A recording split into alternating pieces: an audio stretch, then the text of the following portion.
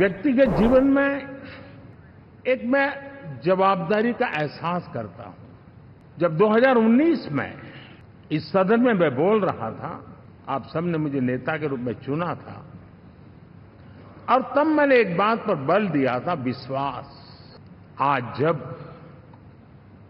आप मुझे फिर से एक बार ये दायित्व देते हैं, इसका मतलब है कि हम दोनों के बीच, हम आपस में विश्वास का सेतु इतना मजबूत है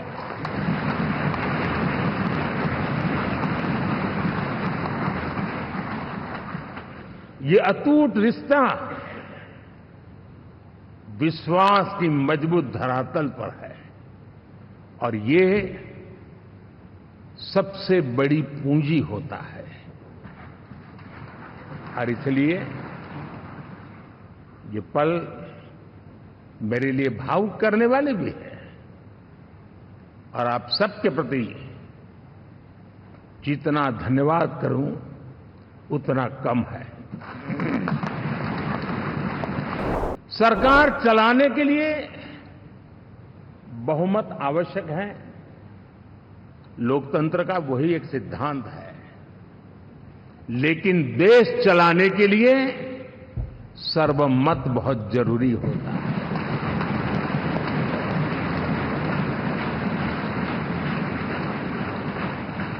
और मैं आज देशवासियों को यहां से विश्वास दिलाना चाहता हूं कि आपने जिस प्रकार से हमें बहुमत देकर के सरकार चलाने का सौभाग्य दिया है, ये हम सबका दायित्व है कि हम सर्वमत का निरंतर प्रयास करेंगे और देश को आगे ले जाने के लिए हम कोई कोर कसर नहीं छोड़ेंगे।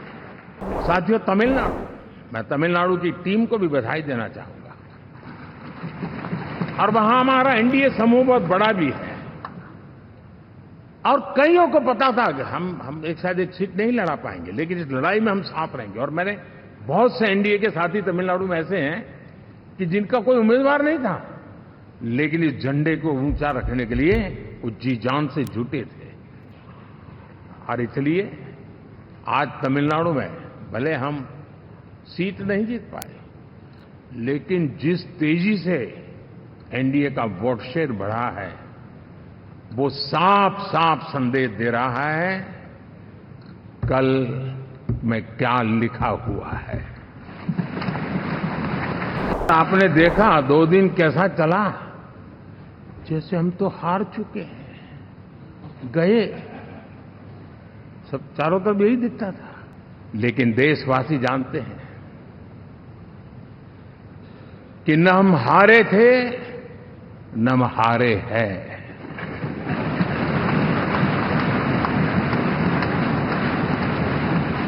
लेकिन 4 तारीख के बाद हमारा जो व्यवहार रहा है वो हमारी वो पहचान बताता है कि हम विजय को पचाना जानते हैं। साथियों, हम लोग जब 4 जून के नतीजे चल रहे थे, मैं तो अपने काम में कुछ व्यस्त था, बाद में फोन आना शुरू हो गए, तो मैंने किसी को पूछा, यार ये तो ठीक है आंकड़े वांकड़े, तो मुझे ये बताओ कि ईवीएम जिंदा है कि मर गया?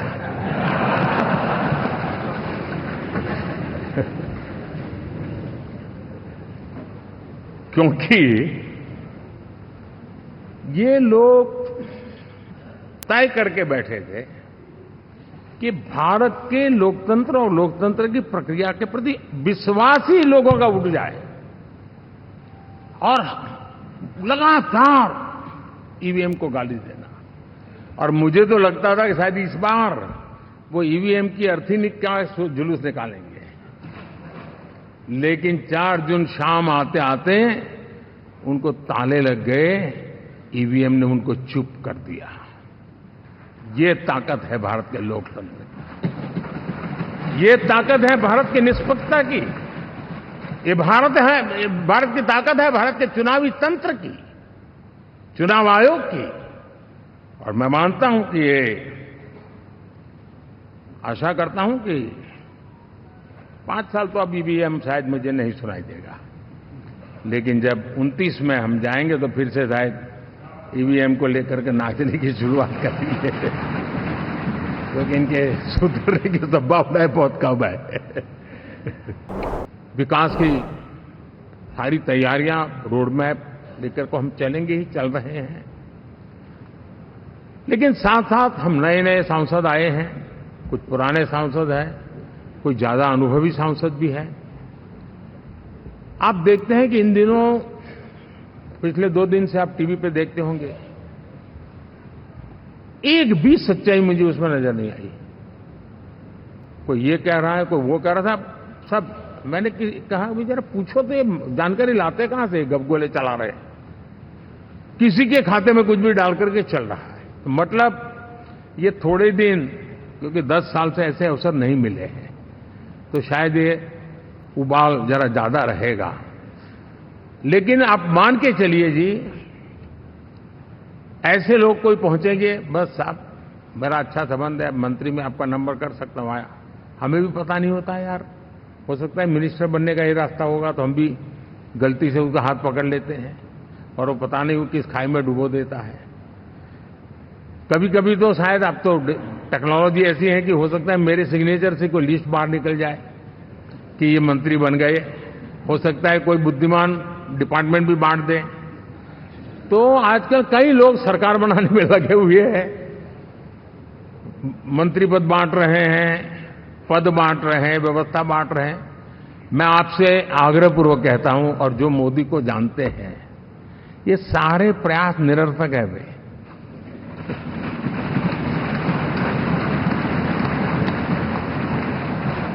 आप भी किसी का फोन आ जाए तो 10 बार वेरीफाई कीजिए कि जिसने फोन किया है वो सचमुच में अथॉरिटी है। अदरवाइज कोई भी कहे भाई आपका नाम हो गया है, सुबह परिवार को बुला लीजिए, शपथ समारोह में आना है, हो गया। तो ऐसी गपबाजी करने वाली एक बहुत बड़ी फौज रहती है। कुछ लोग आदतन करते रहते हैं, कुछ लोगों को मजाक आती है लेकर, और कुछ लोग बदइरादे से करते हैं। मेरा सभी सांसदों से आग्रह है कि हम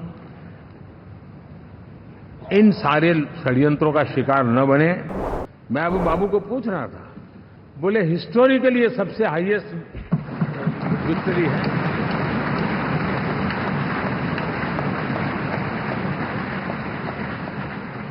और ये जो यहां दिखता है ना पवन, ये पवन नहीं, ये आंधी है।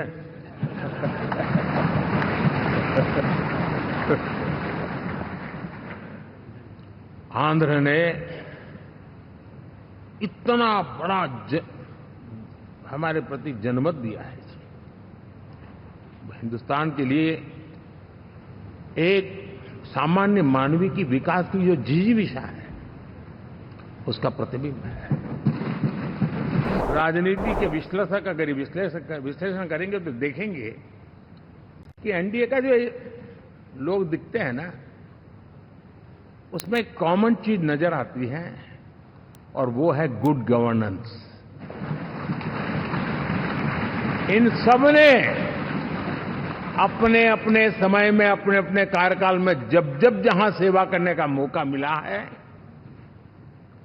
गुड इस देश को दिया है। और इस प्रकार से एनडीए एक प्रकार से, एनडीए कहते ही गुड गवर्नेंस ये अपने आप पर्यायवाची बन जाता है। एनडीए सरकार में हम अगले 10 साल में, मैं बहुत जिम्मेवारी के साथ कह रहा हूं, अगले 10 साल में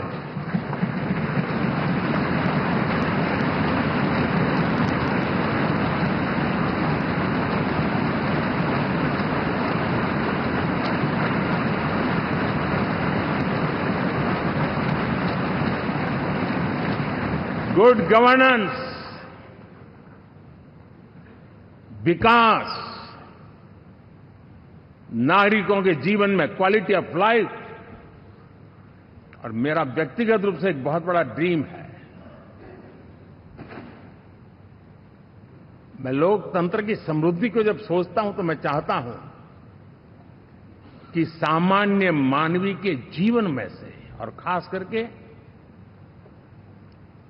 मध्यम वर्ग, उच्च मध्यम वर्ग, उनके जीवन में से सरकार की दखल जितनी कम हो उतनी लोकतंत्र की मजबूती है। साथियों, विकसित भारत का संकल्प लेकर के हम चले हैं। 3 नंबर की इकोनॉमी पहुंचना मैं जानता हूं, निश्चित रोड मैप के साथ उसको हम पार करने वाले हैं। और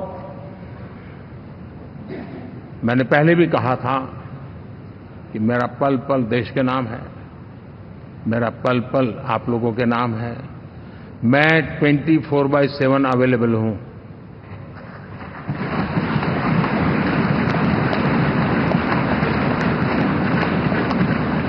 हमें मिलकर के देश को आगे बढ़ाना है। फिर से एक बार आप लोगों ने मुझ पर जो विश्वास जताया है, जो प्यार दिखाया है और जो समर्थन दिया है, वाकई मैं मानता हूं भारत के लोकतंत्र की एक बहुत बड़ी ताकत है। मैं जितना आपका आभार व्यक्त करूं उतना कम, और मैं विश्वास दिलाता हूं कि मैं आपकी आशा अपेक्षाओं को पूरी करने में, परिश्रम करने में कोई कमी नहीं रखूंगा।